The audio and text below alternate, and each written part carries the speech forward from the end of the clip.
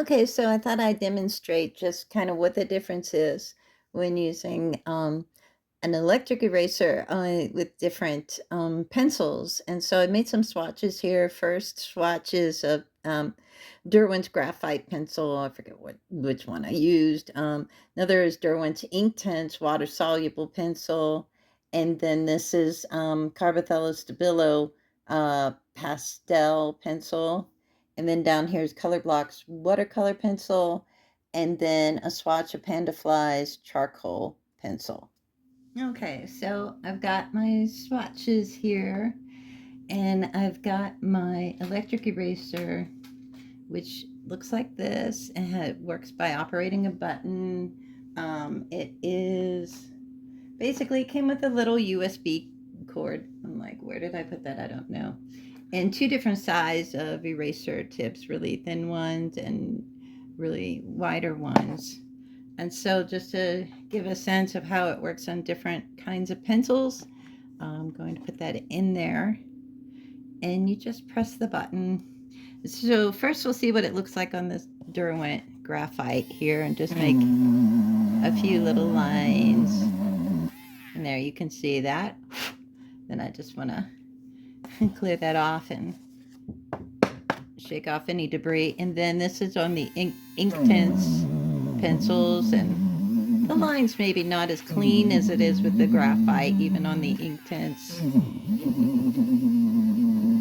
There we go.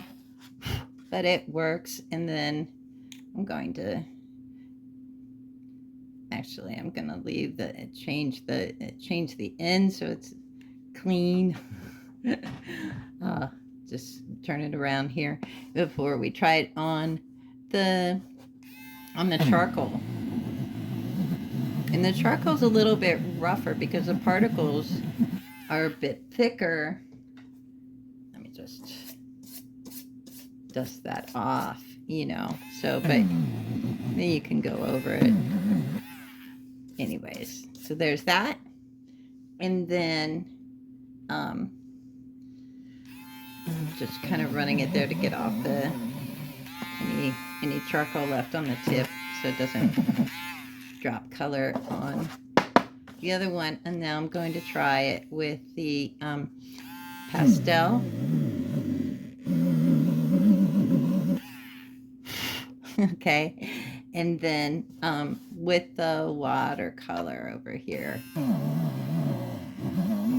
So I mean, it can make lines.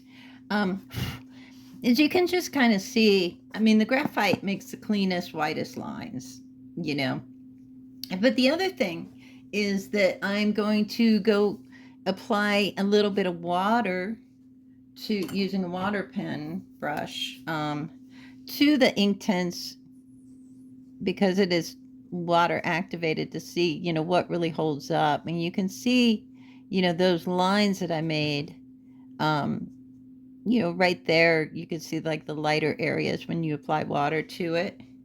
And then, so like if you wanted to make some lines using that and do like, add water to like make a bit of a pastel wash, you can kind of see a little bit of the inktense on there, but you can kind of see how even so the lines still are there even when you add water to it with the pastel. And not so much with the India ink, the inktense ones, but it does help to give like more of a textured kind of look. And then adding it to the watercolor, adding water to the watercolor. Yeah, this, like with the watercolor, it seems to really just wash everything away when you add water to it. But we'll let it dry and see, one, if there's any sense of those lines that we made in these more, water activated pencil mediums. And then I'm just trying to, and then also we'll do the charcoal here to see what happens if you add water to charcoal in this case. And this is just charcoal pencil. It's not really necessarily designed to be water activated, but you can get kind of a cool different effect if that's what you want. So these are dry. And by the way, I wanted to mention, like, this paper, this is from art journal, watercolor paper. It's hot pressed. It's a Paul Reubens journal that I got, and I just wanted to test the page. And it's designed for watercolor. And like, look, watercolor looks the best on it. So I think I'm really going to enjoy this journal. Now, I'm going to try the smaller tip to give you an idea of what kind of lines those make. If they make any lines on the pieces that, like this is the inktense, which is the barrel of the inktense pencils are filled with India ink, an India ink kind of thing. And so can you make lines afterwards, after you do a wash on it, after you activate it with water? And you definitely can, you know. And again, you want to remove any debris that you have.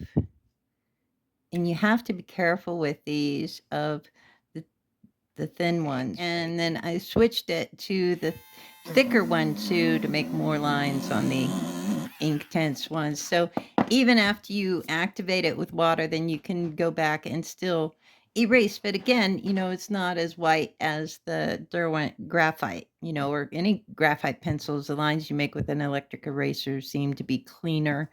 The inktense ones, you can, still see the color bleed through. It's not it didn't really make it white through that. But still, it just depends on what you want to do. And then going over this pastel wash, again, you can easily make more lines over the pastel wash. And then the watercolor, you can see the lines I made, even though they, I totally like sort of washed them out, it creates almost like a kind of texture. And then you can go through that again, but the lines are more faint. You don't get a white line like you do with the graphite. And then this is the charcoal, and I don't know.